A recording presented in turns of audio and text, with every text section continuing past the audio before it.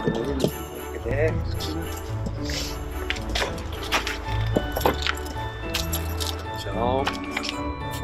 sé ekki bara vitum svona. Bara verið. Ég held að það hljóta að vera að fara í lagi. Hákon, velkomin í spjallið. Takk. Hvað segirðu? Það ljómandi gott. Það ekki? Við vorum að fara í söguna þína svolítið núna. Það var svolítið spennandi að árið 1991 þá kemur þú svolítið inn í meistaraflokkinn hjá okkur. Bara 17 ára gamall, getur það verið? Jó, ég að koma þetta inn svona vorið 90. Þá var ég að koma inn og fæ að vera þarna á bekknum í einhverjum leikjum og þannig að ég spila einhverja fjóra leiki. Það sumar. Kemur aðeins verið krafti næstu ára eftir. Þarna voru stórkostlegir karakterar. Já, þarna voru margir flottir gaurar. Hverjir voru svona aðal? Það var náttúrulega frábært að á þessum tíma voru að koma inn. Þarna Valur Vals, Hilmar Sighvats, Þór og Gústi. Komum svona inn með smá kraft, hús, komu nýju þjálfarar. Og þeir voru svolítið skemmtilegir karakterar og voru svona góð viðbót. Þarna voru Bonni og Gretar, Addi Gretars, Kristó. Það voru bara stórkostlegar týpur.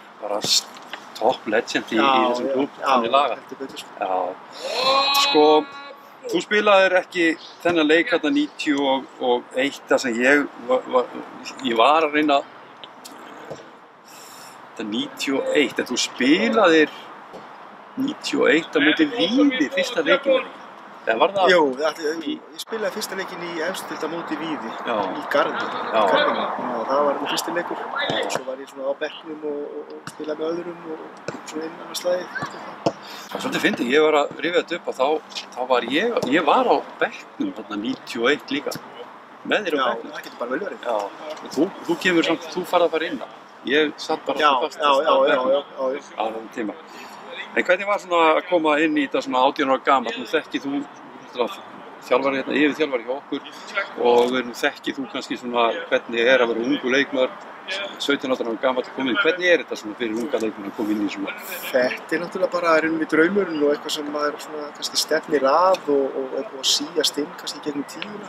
Maður hafði svona ákveðna fyrirmyndir fyrir augunum á sér með eldri frændur sem voru að spila og maður var svona að færast í kringum meistaraflokkinn í kringum 1980 til 83-84 og það kannski hefur áhrif að maður sér hvert maður vill í rauninni stefna einhver leiti.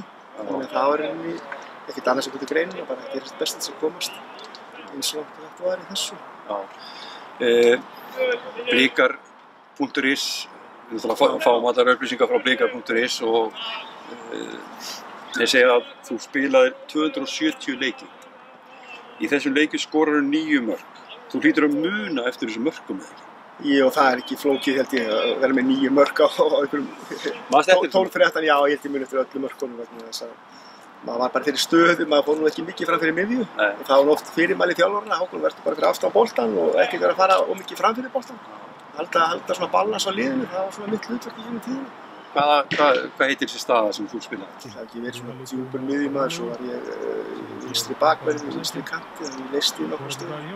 Vörnin alveg slæðin, það var margar stöður sem maður leysti.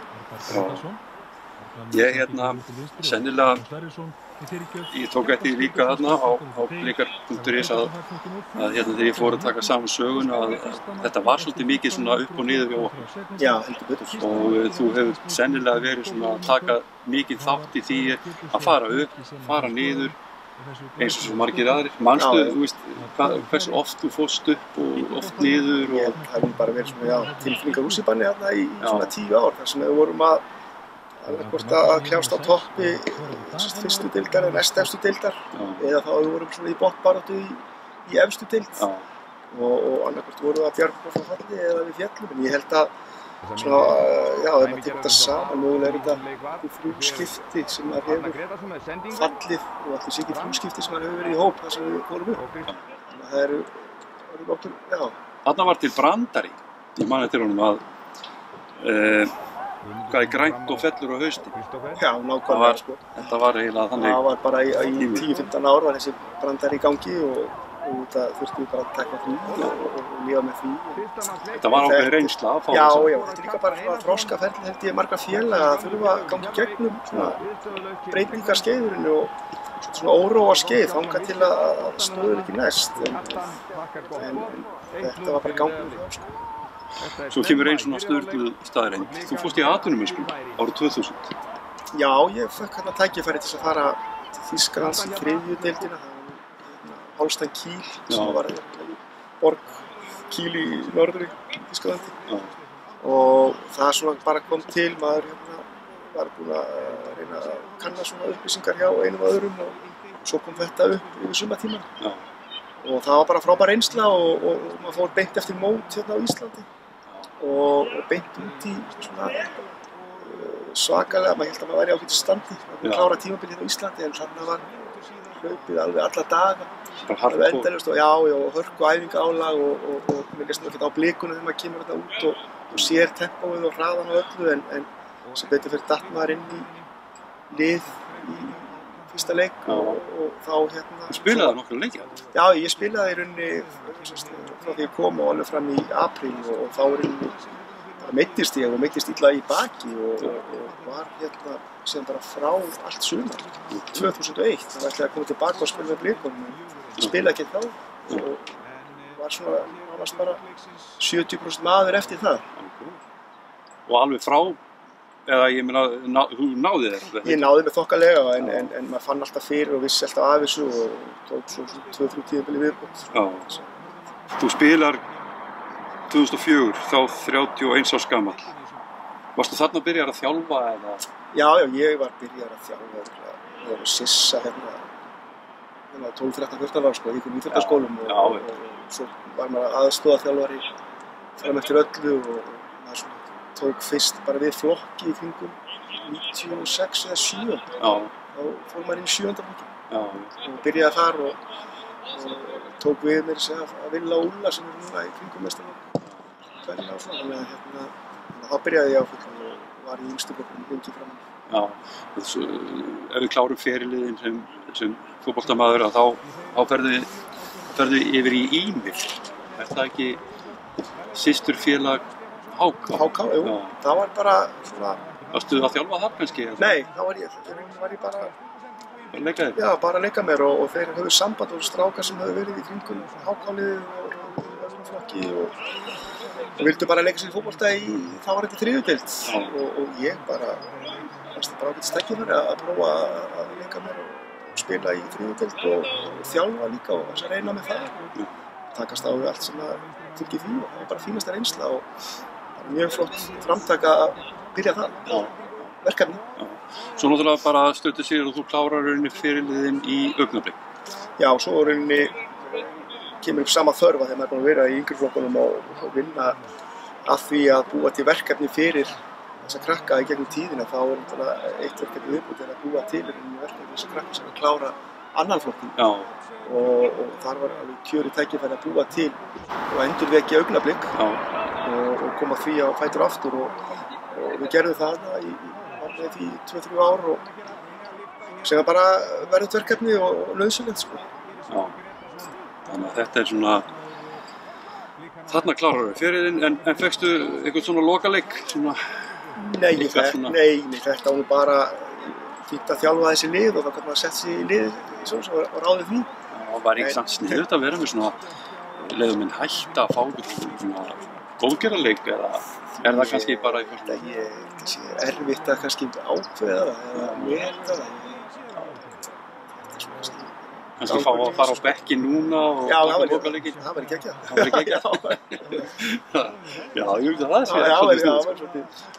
Heyrðu, svo kemur þessi þjálfari fyrir þig. Þú náttúrulega kemur með í yngri flokka líka og svo ertu náttúrulega búinn að lifa og hrærast í þessu eins og öll fjölskyldan er búinn að gera sko. Jú, mann það er svolítið skemmtilegt að þú verður yfir þjálfari yngri flokka bara hvað? Það er 2016. 2016. Tek ég þetta við af Daða og Kristós með þetta starf og þá var ég búinn að vera, bara í kennslu, var að kenna stærðfræði og unglingastíði 15-18 ár og þjálfa þá yngri flokka með og er með stóra fjölskyldu þannig að það bara breytti bara þessum starfsfólki fór á fullt í þetta. Hvað er svona sem að þú dregur þig að þjálfa? Ætli það sé ekki svona bara eins og maður byrjaði fyrst. Það er rauninni bara að búa til verkefni fyrir krakka. Það er sjálfur búin að alast upp í þessu umhverfi og fá tækifæri til að spila og það er kannski það sem að drífa mann áfram að gefa öðrum möguleika á því að spila fótbolta.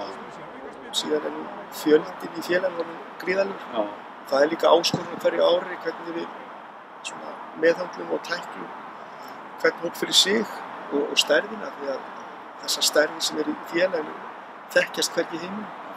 Við erum svona brautryðjendur að mörgu leyti hvað varðar það að halda utan um stóra hópa. Hefur þjálfunin eitthvað breyst á þessum árum? Eitthvað svona? Já, hún er alltaf að verða rauninni faglegri og meiri kröfur settar á þjálfara og miklu meiri umsýsla og utanumhald og aðalmálið kannski í kringum bara stærðir að geta stjórna stórum hópum, það er kunst og það er ekkert öllum gefið en þetta er svona mikið þjálfunaratriði sem við erum að ná ágætistökum á hér, það má alltaf gera miklu betur. Já, nú hefur svona nefnum sem dæmi, nú ertu búin að vera í þetta mörg ár í þjálfun. Hvaða meistaraflokksmenn í dag hafa farið í gegnum þína skólu? Ég held nú að langflestir sem hafa verið alveg upp í félaginu hafa á einhverjum tímapunkti komið við hjá mér. Það er svona? Já, ég held að það sé á einn eða annan hátt. Já. Ég held að ég hafi verið með umsjón með 91 strákunum fyrst. Já, 91 strákunir eru? Það er Finnur Orri. Já. Og fleiri, þannig að það eru svona hópur sem kannski maður byrjaði að hafa umsjón með.